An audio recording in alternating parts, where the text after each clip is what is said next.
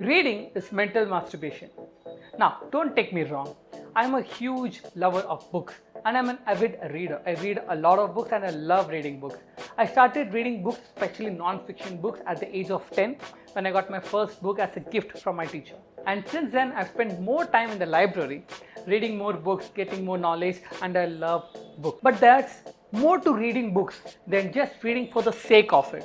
Now, I'm talking about non-fiction books, more into business growth, self-development, and things like that. I'm not talking about fictional books. Fictional books, I believe, are really great for engaging your time with, for imagination, and having a good feel about the book. But when it comes to non-fiction books, such as business development, self-development, business growth, habit formation, so many books. This is what the kind of books that I'm more focused upon.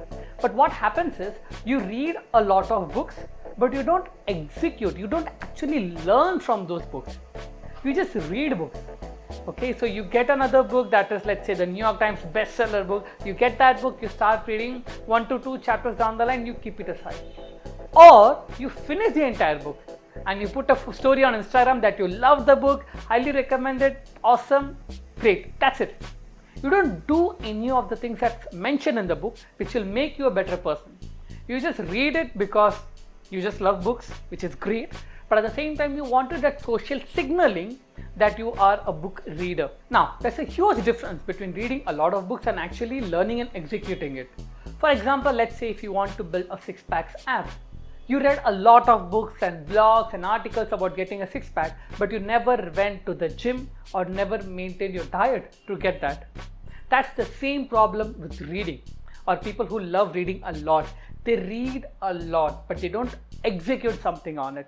The really best people read one chapter of the book and then execute it. Now that execution may take weeks or months, but they do that. Then they come back to the book. Second chapter, executed. Third chapter, executed. Now these are the people who hardly read 3-4 books in a year, but they achieve more in real life with the information they get. You need to understand, you don't need to pile up books just for the sake of reading or just for the sake of social signaling. We are posting it on Instagram and on YouTube and things like that. You need to understand, reading books, then you need to execute on it. Both goes hand in hand. The really amazing CEOs and entrepreneurs read 4 to 5 books maximum in a year.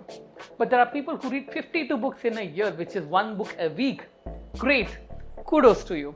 But if you don't execute what you've learned, or if you're not becoming a better person because of the information you received, it's not going to help you a lot in your journey of life. Books are like wine. You need to consume them slowly, enjoy it, and feel it. The same way, once you start reading a book, learn from it and execute it, get the feedback from reality, make yourself a better person with that knowledge, and then get back to another book. This way, even if you read a very less amount of books, you would have achieved huge things in your real life, which really matters a lot.